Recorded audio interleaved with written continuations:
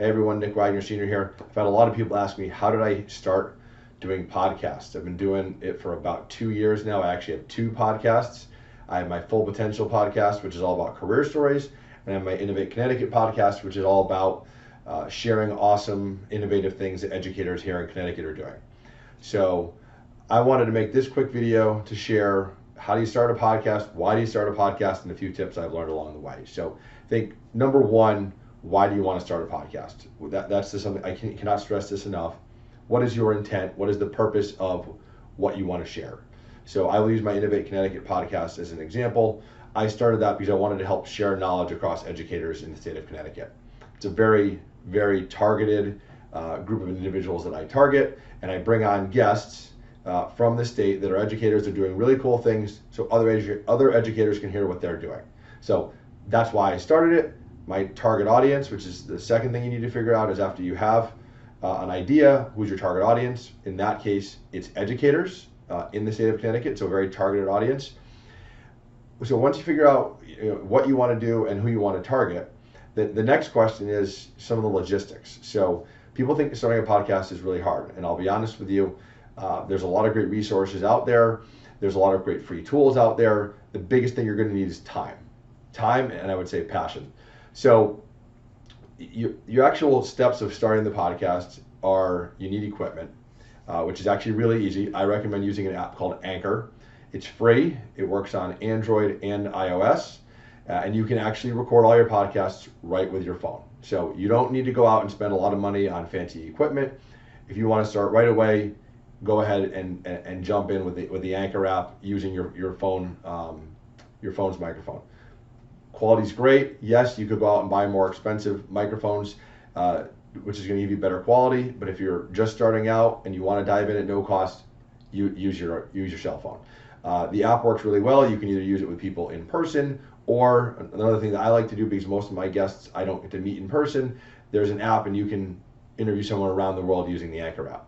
Why I love Anchor, and no, this is not sponsored by Anchor, is because it's completely free. It's free to download. It's free to record podcasts with. You can do some basic editing with their app. And the coolest thing, and I think the most important thing, is you can actually, once you have your episode ready to go, you click publish once and it shares your podcast with every major podcast platform you can imagine, including Apple, Google, Spotify, et cetera, et cetera. And you can actually pick which platforms you want it to get shared with. So that is really cool because it takes a lot of the work of distributing your podcast and makes it super easy with one click. So that's the app that I use. It's fantastic. Again, you can even record content with maybe a really nice microphone, or if you have a studio you rent out, and record that content and then still distribute it through Anchor for free. So really cool. You do have the option to monetize with Anchor. I have not done that. I'm doing all of this with my nonprofit, so I'm not making any money off this, but you do have the opportunity to monetize it as something that you want to do. Again, around logistics. So another couple things that I always recommend, how often do you want to do the podcast? Some people do it weekly. Some people do it monthly. It really depends how much time you have, because you're going to have to record the episode and then you're going to have to edit the episode. And while I don't do a lot of editing to the actual conversation, you still usually edit out the beginning when we're like, oh cool, it's working, and I'll edit out the end when I say goodbye too many times. The only thing I typically edit is if the guest specifically asks me to edit something out that they might not have said correctly. But you still listen to the whole thing before you publish it to make sure everything works well. So if you do a half-an-hour podcast, assume you got 30 to 40 minutes of recording the podcast. You're going to have probably 30 to 40 minutes of editing the podcast and listening to make sure it came out okay. You got to write a description for it. I usually create an image to help distribute it and share it on social media. You might want to do a little trailer with part of the audio. So you got to record it and you got to edit it. The distribution part is the easiest because you literally click one time with Anchor and it's shared everywhere. But the editing is going to take you some time. Along the lines of editing, because people always ask, what do I use to edit? So there's a couple programs. Again, you can do basic editing with Anchor right within their website. I actually use Camtasia, is the software I use the most.